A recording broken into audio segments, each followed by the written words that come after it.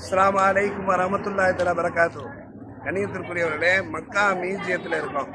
இந்த மியூசியம் தான் இப்போ முக்கியமான கஅபத்துல்லா சம்பந்தப்பட்ட, அதே போன்று ஹஜர் அஸ்வதுடைய ஃப்ரேமு, ஜம்சம் கிணறுடைய அந்த வாளி, அந்த கிணறுடைய அமைப்பு, அதோடைய ஹிஸ்ட்ரி விஷயங்கள் எல்லாமே மிக தெளிவாக உள்ள மிக பிரயோஜனமான மியூசியம் இதுதான். இது 2019 வரைக்கும் ஓப்பனில் இருந்துச்சு. கொரோனாவுடைய நேரத்தில் அடைச்சிருந்தாங்க. இந்த 5 ஆண்டு காலமாக ஹாஜிகள் அமூதிங்கிற ஒரு மியூசியத்தை தான் போய் காட்டிக்கிட்டு இருந்தாங்க. அது ஒரு அரபியலுடைய பழமையான பொருட்கள் இருந்தது. அதில் அவ்வளோ ஒரு பிரயோஜனமானது இல்லை. ஆனால் இங்கே பார்க்க வேண்டிய மிக முக்கியமான அந்த மியூசியம் இப்பொழுது ஓப்பன் பண்ணியிருக்காங்க. ஹஜ்ஜுடைய டயத்துலேருந்து ஓப்பனில் இருக்குது. ஹாஜிகள் மக்கள் எல்லாம் பார்த்து வர்றாங்க. மிக பிரயோஜனமான மியூசியம். ஏற்கனவே இந்த மியூசியத்துடைய பொருட்கள் எல்லாமே நம்ம யூடியூப்பில் கொடுத்துருந்தோம். இப்போ மறுபடியும் காட்டுறேன் இன்ஷால்லா, தெளிவாக வந்து பாருங்கள். அஸ்ஸலாமு அலைக்கும். மக்கா மியூசியம் மறுபடியும் ஓப்பன் பண்ணியிருக்காங்க. மாஷா மக்கள் நிறைவாக வந்து வர்றதை பார்க்க முடியுது. இது ஹுதைபியா போகக்கூடிய வழியில் இருக்குது. உள்ள நுழையும் போதே ஹாஜிகள் குடிக்கிறதுக்கு ஜம்சம் வச்சுருக்காங்க.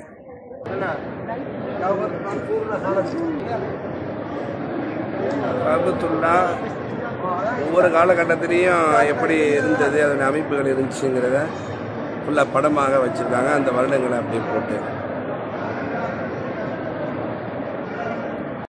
மஸ்ஜித் நபவி சம்மந்தப்பட்ட அந்த விஷயங்களும் வச்சுருக்காங்க.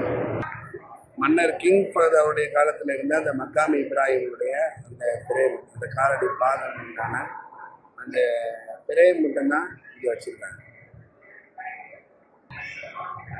மியூசியமே நல்லா அழகுபடுத்தி அந்தந்த பொருள் மட்டும் வெளிச்சமாக தெரிகிற மாதிரி, மற்ற பகுதிகள் இருட்டா தெரிகிற மாதிரி இப்படி வச்சுருக்காங்க.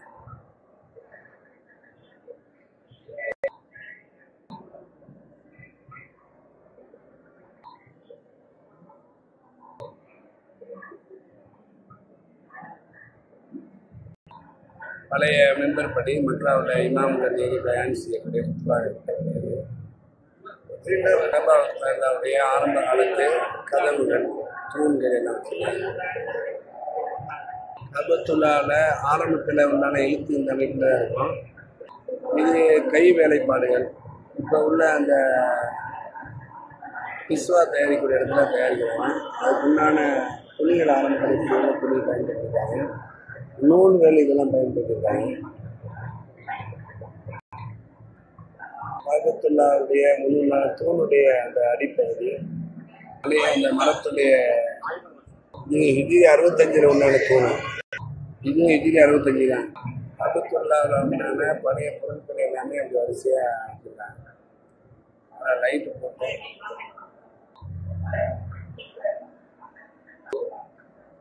கஅபத்துல்லாவுடைய ஆரம்ப காலத்து திரை.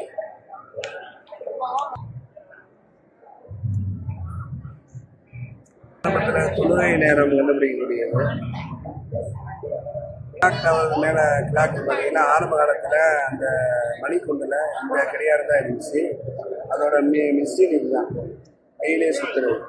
இந்த மேலே உண்டான மன்னாராத்து மேலே உள்ள ரூம் ஆரம்பத்தில் இப்படி தான் இருந்தது. கஅபத்துல்லாவில் உபயோகப்படுத்தக்கூடிய மைக்கு, இமாமுடைய சவுண்டு எல்லாத்தையும் கேட்குறதாவது அப்படி சுற்றி வச்சுருக்காங்க. கஅபத்துல்லாவில் இமாம் தொலை வைக்கிறதுக்கு விதிக்கப்பட்ட முஸல்லாவுடைய மாடல் வச்சுருக்காங்க. கஅபத்துல்லாவுடைய கதவு இருந்தாங்க. கதவுல்லா ஜம்சம் கிணறு இப்போ தவாப் செய்யக்கூடிய இடம் மாறிடுச்சு. அது கீழே நம்ம கஅபத்துல்லாவுடைய டோருக்கு நேராக கீழே தான் கஅபத்துல்லாவுடைய அந்த மக்காம் இப்ராஹிமுக்கும் ஹஜர் அஸ்வதுக்கு இடைப்பட்ட அந்த இடத்துல ஜம்சம் கிணறு கீழே இருக்குது. ஆரம்பத்தில் இப்படி தான் இறக்கிற மாதிரிலாம் வாளியெல்லாம் இருக்குது. ஜம்சம் கிணறுடைய அந்த விஷயங்கள் எல்லாமே தெளிவாக போட்டிருக்காங்க. அதனுடைய அந்த தண்ணியுடைய தன்மைகள், அதனுடைய அளவு, கிணறுடைய அளவு,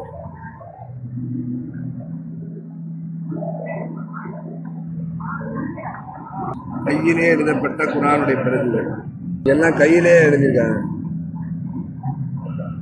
கையிலே எழுதப்பட்ட குர்ஆனுடைய பிரதிகள் ஆரம்ப காலத்து ஆரம்பமாக உஸ்மான் ரலியல்லாஹு தஆலாவுடைய காலத்தில்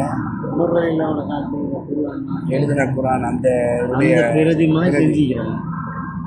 கையிலே எழுதின குர்ஆன் பிரதி. இந்த ஜம்சம் கிணறு வந்து கையில தான் இறைச்சி எல்லாம் தண்ணியெல்லாம் குடிச்சாங்க. அந்த பாடி அந்த கிணற்றினுடைய பகுதி அதை அப்படியே வச்சிருக்காங்க.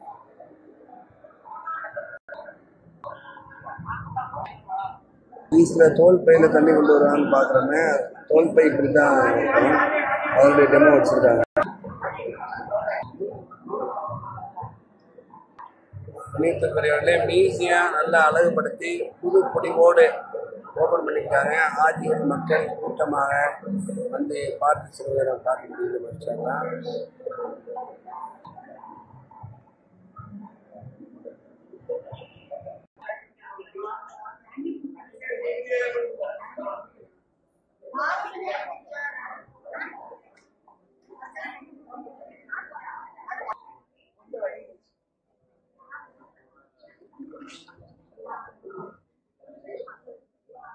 Apa saya